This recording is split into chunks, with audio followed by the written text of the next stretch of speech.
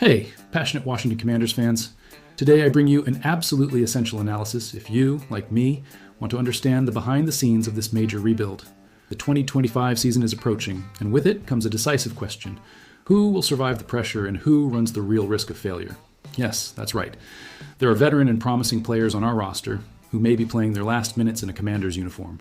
If you want to know exactly who they are and how management is shaping this roster, subscribe to the channel, share with other fans, and get your popcorn ready because with each paragraph, I'll bring details that will connect all the dots of this internal battle. It's no secret that Adam Peters is doing everything he can to transform Washington into a respected team. After a second assertive draft process, the GM significantly raised the bar in interviews and signings. He brought in new talent and also pursued big names in free agency. And this new moment allows no room for doubt, not even for those who have never failed before. With every practice, every player feels the weight of Peters and the coaching staff's demanding gaze. As a fan, I'm excited about this total meritocracy mentality, but I know not everyone can handle so much pressure for results. It's in this climate of extreme competitiveness that 5 players on our team are on the hot seat. These are players who, if they don't show what they're made of in these preparation months, may say goodbye to the dream of being part of the 53-man roster on cut day. The most intriguing thing is realizing how cruel the NFL logic is. No matter the past, the commitment has to be total in the present, and those who fall behind, unfortunately, end up not being part of this journey. Let me know in the comments who you think is most at risk on this list. Let's start with Michael Deiter, that offensive lineman who has always been valued more for his versatility than for brilliant performances. This offseason, he even got a 1-year extension, and many people, including myself, were surprised. Deiter has shown that he can perform well in various roles, but his performance, especially when starting in 2024, left much to be desired. The quarterback protection dropped, and this was evident in the decisive games. The most complicated thing for Deiter is that the competition has increased. The Commanders brought in Nate Herbig, a player who, in ideal physical condition, can perform even better and raise the level of protection on the line. Herbig missed the entire last season injured, but now he arrives with renewed determination to show what he can do. The scenario for Deiter only worsens with his likely battle to be just a backup to Tyler Biadasz, the current center. This shows how decisive this preseason will be in defining the future of these players. Deiter is a true veteran. He knows the risks well when management starts making structural changes. The message is very clear. Only improvement and above expected results will keep him among the chosen ones. Otherwise, management will not hesitate to make room for the new generation. And the fans, of course, only want the best for the next season. How many of us have already seen beloved players leave the team simply for not keeping up with the group's evolution? This principle is even more valid this year because Peters has shown that progress is above any emotional bond. If the coaching staff considers that Herbig solves the internal challenges of the offensive line better, Deiter may say goodbye to the dream of another year in Washington. Therefore, every practice, every snap, every technical conversation counts as if it were a regular season game. As a fan, I'm keeping an eye on every move in this internal duel. Now, turning the page to the defensive side, let's talk about Fentrell Cypress II. Our cornerback group underwent a real revolution this offseason. The arrival of the experienced Jonathan Jones, with a Super Bowl pedigree from the Patriots, and the selection of Trey Amos, drafted at 61st overall and considered a first-rounder before his back problem, raised the bar for the position. This means that emerging players need to do a lot to secure a spot in such a competitive unit. On paper, the scenario seems set. If Jones and Amos live up to expectations, they'll join Marshon Lattimore, who's returning hungry to prove himself, Mike St. Ristel, who quickly became a star, and Noah Igbenegini, who was one of last year's big surprises. The problem? In this context, Cypress Daku has almost no margin for error, as it's difficult to gain a spot when there are so many big names fighting for starting roles and rotation spots. The truth is that Cypress too needs to seize every opportunity, even if it's initially to join the practice squad. His physical and athletic characteristics are interesting, but they don't guarantee anything without quick adaptation and a performance well above average in practice. It's a relentless race against time and internal competition. This is the true standard of demand that Adam Peters wants to impose on the new Commanders. Moving on from cornerbacks to the broader defensive unit, Dominique Hampton is another name to be scrutinized.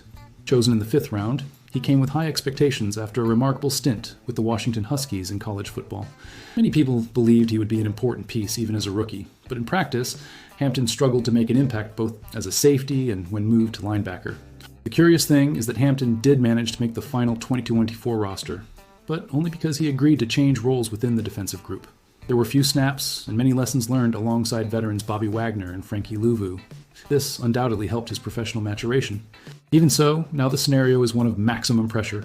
Management invested heavily in Jordan Magee's physical recovery, brought in Kane Medrano, and has made it clear that the spots in this unit will be fiercely contested. Hampton's future depends on noticeable improvement if he wants to dream of more snaps. The team needs versatile players, but above all, it expects technical and physical development from those who want to stay. And the detail, Hampton, for not having shown solid results on the field, remains an unknown quantity. If he doesn't surprise, he may simply be cut in the decisive stretch of the offseason. Something that would be disappointing, but also understandable. Now moving to the receiving corps, a case of overcoming adversity and challenge. Michael Gallup. He, who has already faced retirement and decided to return to the field, sees 2025 as a last chance. His time with the rival Dallas Cowboys and a brief experience with the Raiders left him with the feeling that it wasn't time to quit yet. The Commanders made a small financial investment, already anticipating alternatives if the player doesn't return to his best. Gallup, despite having surpassed the 1,100-yard mark in 2019, never managed to repeat the same brilliance in subsequent seasons. Injuries and technical decisions limited his impact. His situation is even more sensitive because, in addition to the physical aspect, he needs to prove on the field that he has maintained his rhythm and adapted to the new tactical system, now under the command of Dan Quinn, a familiar face from his days in Dallas.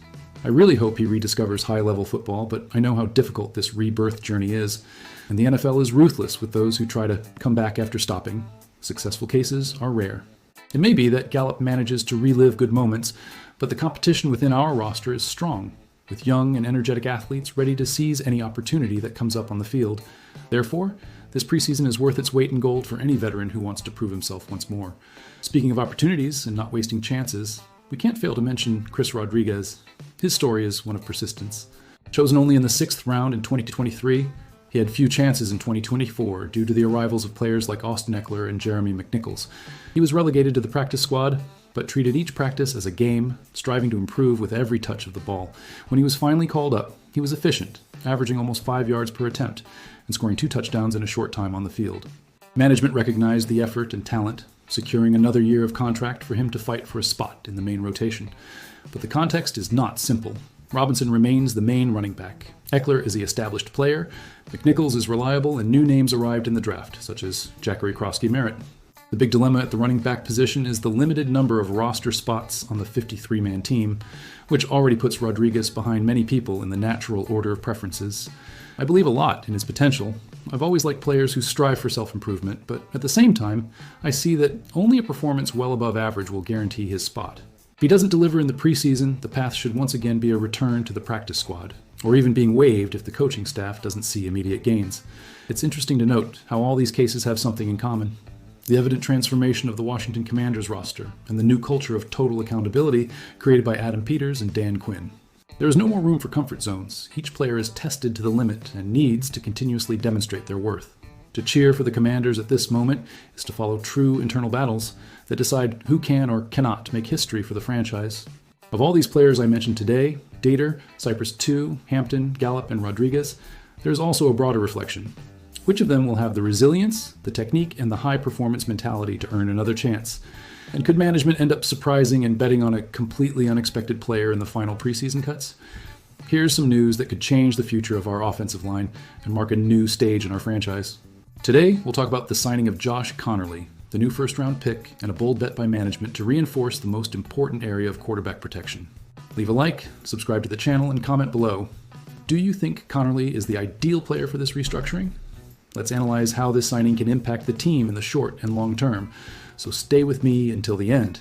This past week, the Commanders reached an agreement with Josh Conerly, selected with the 29th overall pick, on a 4-year contract worth a total of $15 million. The fully guaranteed contract includes a signing bonus of $8 million and even a clause for a possible 5th year, showing that the team strongly believes in the potential of this young talent. Personally, I see it as a smart move, as the future of our quarterback's protection begins to be drawn now, with well-thought-out choices and a vision for roster maintenance. However, there's a question in the air about Conerly's actual role in the upcoming season. During his college career at Oregon, he played primarily as a left tackle, a position where he stood out for his consistency and excellent game reading. The problem is that with the arrival of the established Laramie Tunsil after the trade this offseason, that position is theoretically already filled. This opens the door to a debate about a possible transition to the right side of the line, where he faces stiff competition with Andrew Wiley, who already has 29 starts under his belt, even agreeing to a pay cut in this final year of his contract. And it doesn't stop there. We also have the presence of Brandon Coleman, a third-round pick last year, who accumulated valuable 12 starts at left tackle and can indeed enter this competition for space on the right side. Both Connerly and Coleman, however, have little experience playing different positions from their original ones, which makes the scenario even more challenging for Coach Dan Quinn and the entire coaching staff. I can imagine the energy and pressure in practice to see who stands out faster. Another decisive point is the impact of injuries that have affected our line. Samuel Cosme, a fundamental and highly respected player on the roster, suffered a torn ACL and will miss all, or almost all, of the next season. This leaves a right guard spot open, but Connerly has never played guard and would have to undergo an intense adaptation process to compete for that spot immediately. On the other hand, Allegretti and Biadas, starters on the interior of the line, offer some stability. Who here thinks Connerly could risk this radical change right away? Analyzing coldly, if there is no change already in his rookie season, it's most likely that Connerly will start as a backup, evolving throughout the year while the Commanders establish the right plan for the future of the tackles. With Wiley's contract ending soon, the possibility opens up of seeing Connerly taking over the right side for good in 2026, or even becoming the hope of replacing Tunsil if there are contract changes. Thinking about the future is important, but I imagine many people are hoping to see immediate results, aren't they? Now I want to hear from you, the fan. What do you think of the Commanders' bet on a young tackle who may take some time to establish himself as a starter? Do you prefer to see the team betting on patient development or risking positioning Connerly right away in 2025? Comment below, share the video, and recommend the channel to more Commanders fans. Stay tuned because the battle for starting positions on our offensive line is just beginning, and a lot can happen before the oval ball flies on the first snap of the season.